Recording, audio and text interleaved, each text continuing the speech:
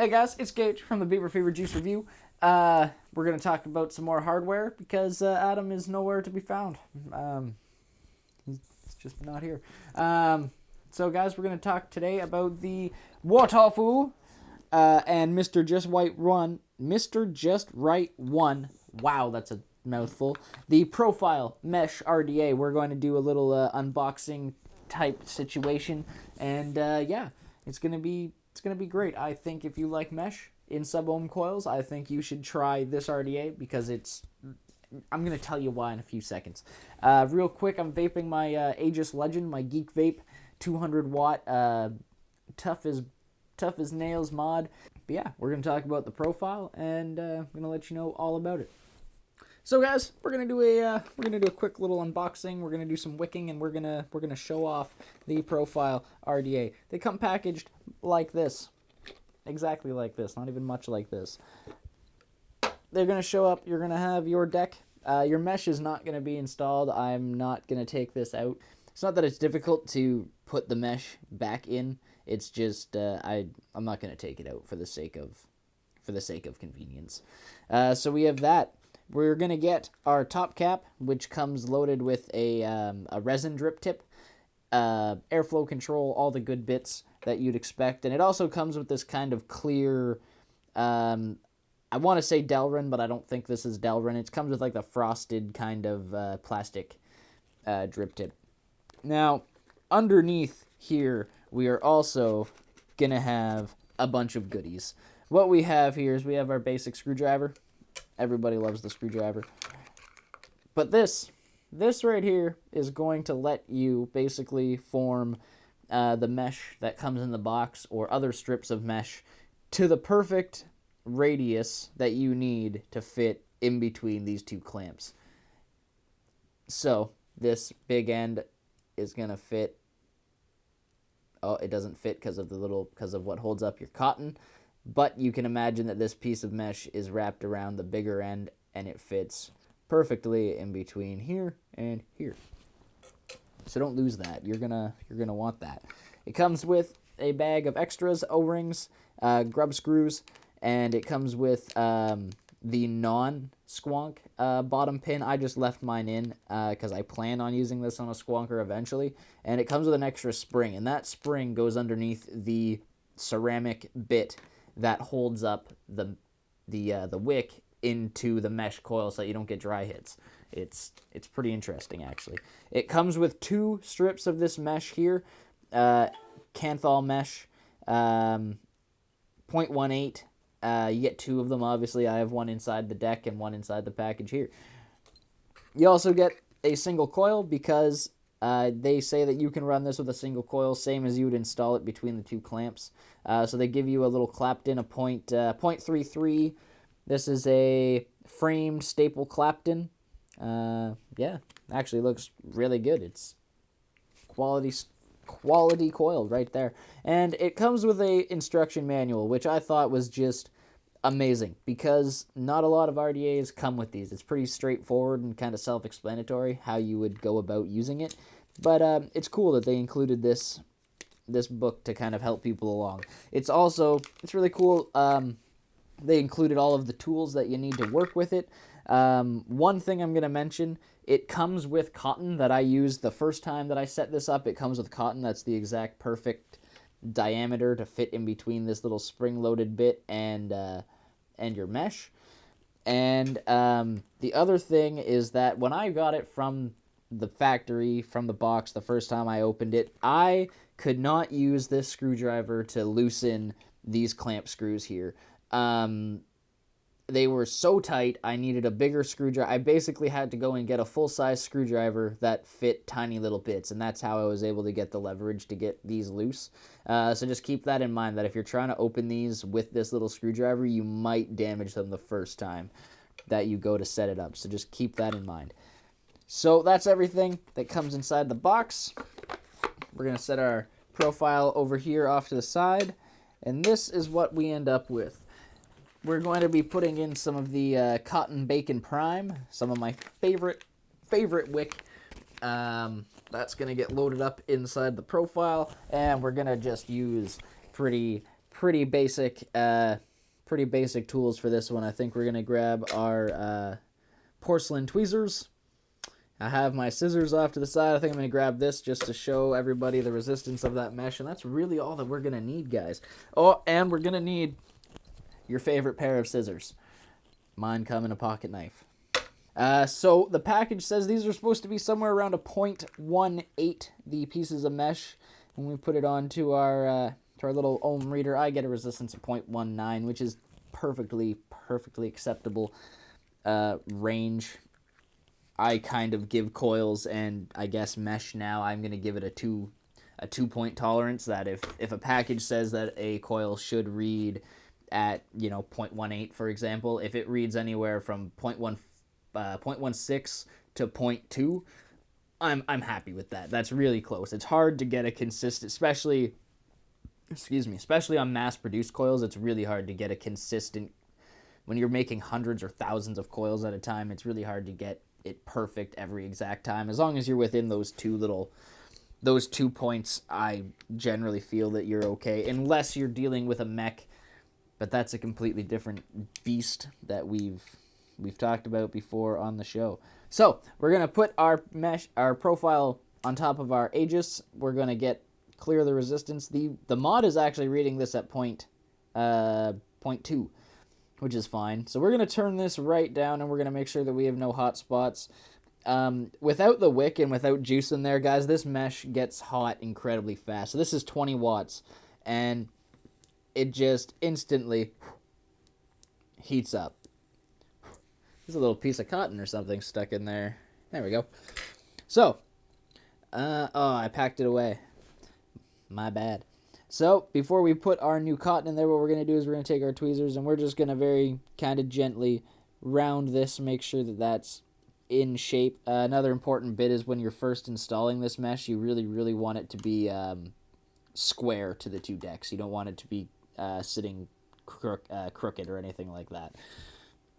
So, the cotton that comes from WoToFo is 0.6 millimeters. It is huge. It is massive. So, I'm going to take about half of this full strip of cotton bacon, and this is more cotton than I've ever felt the need to put into anything. And the reason that you can accommodate so much cotton, that feels like way too much cotton. The reason that you can accommodate such a mass amount of cotton is because, like I was saying, this piece of porcelain right here is spring-loaded.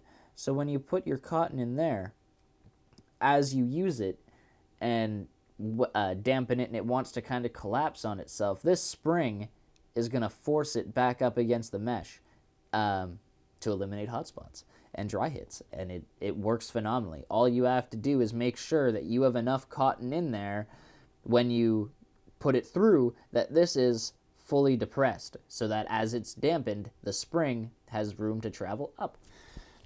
And that's really all that you have to keep in mind when you're dealing with this. And I don't know how much cotton. The stuff from WoToFo comes packaged so nicely. It has like a little eyelet on it, like a shoelace kind of, I guess. And so let's see if I can do this on camera for you guys. So we're going to take our tweezers and we're going to just gently push down that little spring. We're going to start our cotton through. And as you pull this massive chunk of cotton through the mesh, that spring is going to travel down, and that's exactly what you want. Just like wicking a coil, you don't want it to have too much resistance, but you also want it to have some resistance. We're going to leave it somewhere like that. So hopefully our favorite pair of scissors are able to cut this. We're going to cut around right near. There we go. So my favorite pair of scissors they don't fare so well with this massive amount of wick. But I mean, I kind of expected that coming into this. This is just a phenomenal amount. We're going to give this a little trim. Try to keep the sides even. We're going to grab our tweezers again. Move that top cap. We're going to grab our tweezers again, and we're going to give this just a little comb. Just a little fluffing. Just Just a little fluffing like that. We'll take our scissors again. Kind of remove that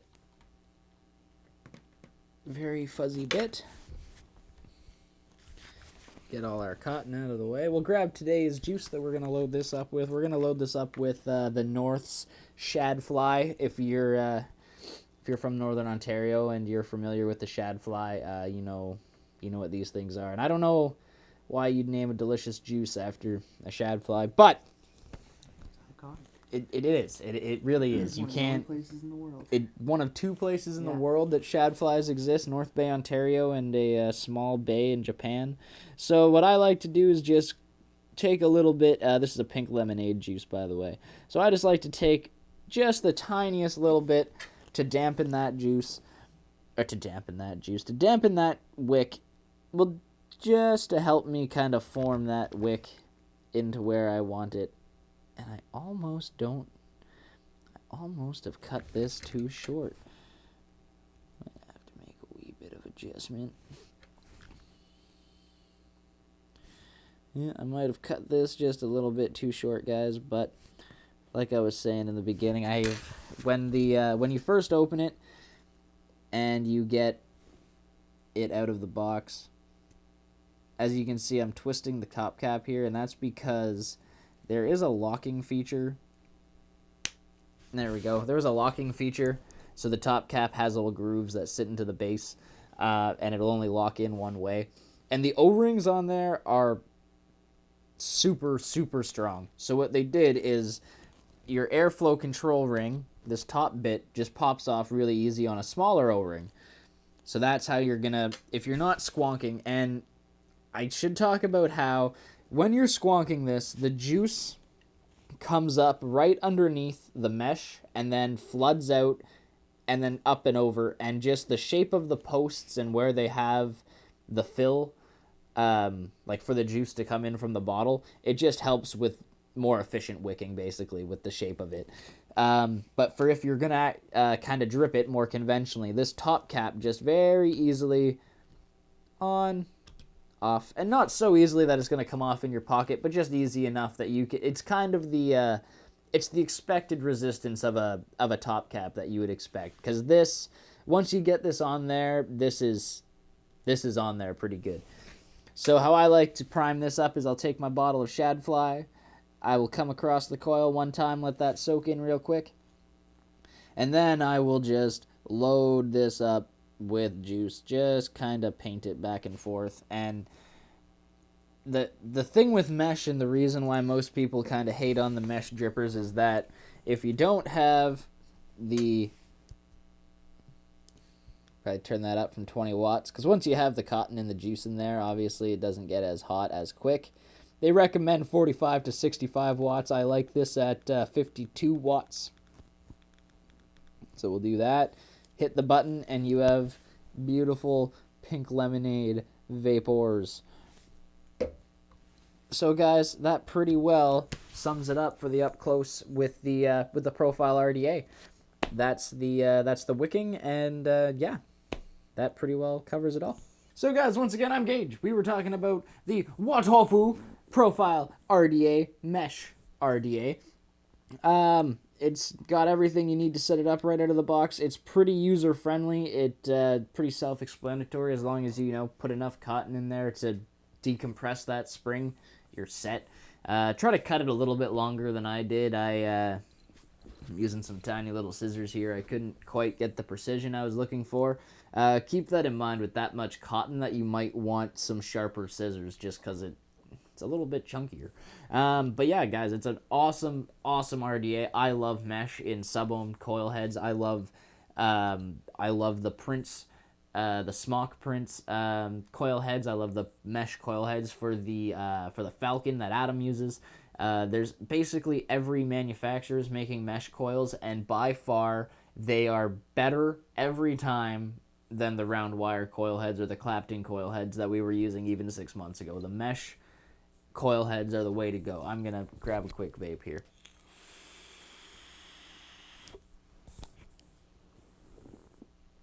It's just such such a satisfying vape. It's so easy to re-wick.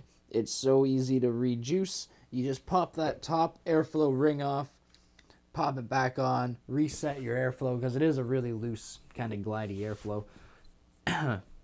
But really, guys, I'm just kind of rambling here.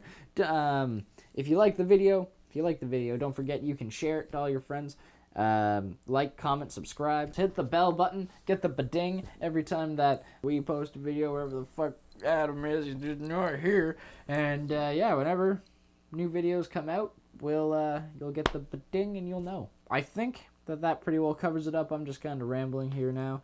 So guys, have yourselves a wonderful day, and remember to keep her cloudy.